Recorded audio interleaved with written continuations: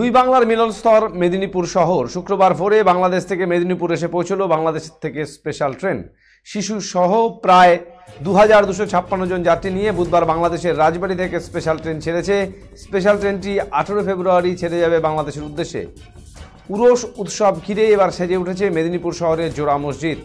মৌলা পাক হযরত সৈয়দ শাহ মুর্শেদ আলী আল কাদেরীর প্রয়াণ দিবস উপলক্ষে উরস পালিত হচ্ছে। হযরত মুহাম্মদের 32তম সুফি সাধনার আদিগুরু বড় পীর সাহেব হযরত আব্দুল কাদের জিলানির 19তম বংশধর মৌলা পাক 4 ফাল্গুন প্রয়াত হন। ওই দিনটিতে দেশ বিদেশের মুসলিম সম্প্রদায়ের মানুষ তাদের গুরুকে স্মরণ করেন। ধর্মীয় অনুষ্ঠানে যোগ দিতে বাংলাদেশ থেকে বিশেষ ট্রেনে ধর্মপ্রাণ মানুষেরা মেদিনীপুরে আসেন। তীর্থযাত্রীদের আনতে 1903 সাল থেকে এই বিশেষ ট্রেন পরিষেবা চালু হয়েছে। তবে করোনা পরিস্থিতির কারণে 2 বছর বাংলাদেশ থেকে ট্রেন আসেনি মেদিনীপুরে।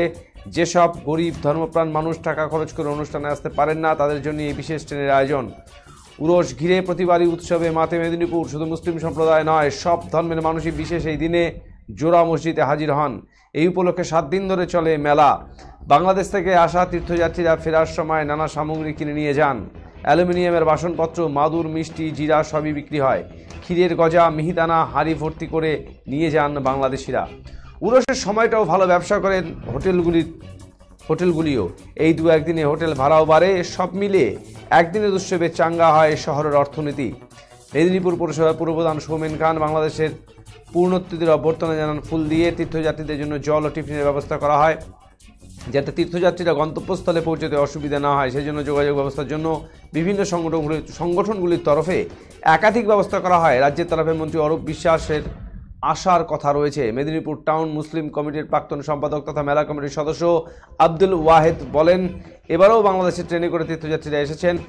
তাছাড়া অনেক তীর্থযাত্রী বিমানে বা গাড়িতে করে এসে গিয়েছেন।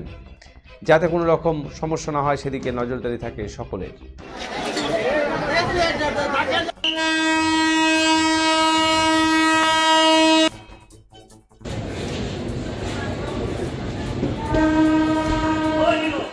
দত্ত জুয়েলার্স ভ্যালেন্টাইন অফার 2024 হিরে ও প্লাটিনাম অলংকারের এমআরপির ওপর 10% অফ।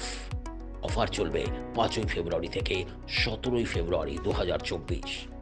স্বর্ণ শিল্পের শিল্পী Dutta jewellers, BS road, hotel VT building, Coochbehar. Contact 97349 06493। জন।